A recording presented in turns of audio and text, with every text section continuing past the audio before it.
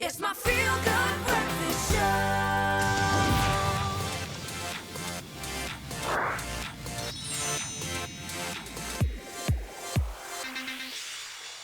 Hey, welcome back to your Feel Good Breakfast Show on this Thursday morning as we dive right into the gaming world. Earlier on, we talked about the benefits of gaming for younger ones out there. Now, maybe for a bit of an older audience, and certainly gaming enthusiasts out there might be excited for this title, RPG called Forspoken. G? Yes, yeah? yes. So what's up with this game? Why is it so exciting, and why is everyone kind of excited to see it? Because I don't know if you know a publisher called Square Enix. They make a lot of the Final Fantasy games.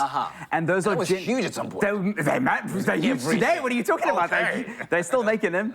And they're still out there. And those are really, they've got veteran developers and veteran game directors and makers. They've typically been in Eastern settings, mostly Japanese. And now they have now touched the Western world. So they've kind of this is a Western fantasy using a lot of that, that kind of, or the metal behind those games. So people were really excited for this. You play this character, her name is Frey. She's from New York. It's very story-based, and in New York modern times. And just like the world of Narnia, I mean, I think the graphics are actually pretty phenomenal, but just like the world of Narnia, she gets thrust into this fantasy world by putting on a cuff. It's kind of like, the Land Before Time, not the Never-Ending Story kind of vibe. You're taking me way back right now. Yeah, it's this really interesting take on that motif of genre, and then with the gameplay of a Final Fantasy RPG, and then they've got these really cool tools and sets that you can use to upgrade your character. For instance, because your character is a woman in modern times, you get nail polish to upgrade your character. So the different nail polish that you have is like applying different relics that you would in other games. So different abilities. Yes. So that kind of thing. So it's a very interesting and exciting premise of a game, and it reminds me of games that we used to play back in the day. But I don't think it quite hits exactly where it should. Where is it missing? So it's a little bit clunky. It seems a little bit overambitious. The beginning part of the game is like an hour. I was so bored for the first part of the game going through the tutorial. It seemed completely unnecessary to stop and start. And where many modern games can teach you how to do things organically. Yeah, so there's a little bit of that. It just feels like a little bit rushed over. But the core gameplay is a lot of fun. There's a lot of running and jumping and parkouring, and you use a lot of magic in this world as projectiles, which is really exciting. And it works. It works really well. And it's set in this. A lot of people are conflicted. I think it's quite a beautiful fantasy setting. A lot of people are. You'll see a lot of critical opinion. What is the criticism all about? A lot of people feel that's a little bit bland, a little bit sparse. But I think if narratively it makes sense that it's a little sparse, that's fine. And also, to be thrown into this world, it does feel to me a lot like the Never-Ending Story in a way. And I think maybe there's a little bit of nostalgia for me on that. But as you can see, I think it just to me, this looks beautiful. I'm really confused by. I'm not mad at that.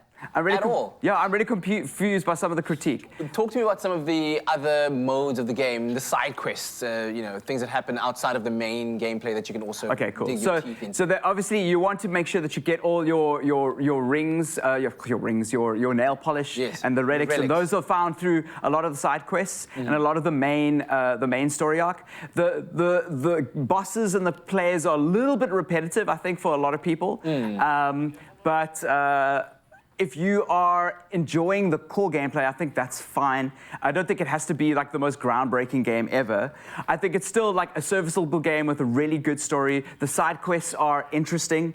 The world is interesting enough to hold you there. I think the premise is interesting enough to maybe make a sequel, or even a film could actually come out of it. You know what I mean? Imagine somebody from New York City, a young woman in her 20s, her name is Frey, finds herself magically thrown into this medieval setting. We've seen that motif Lara a lot. Croft.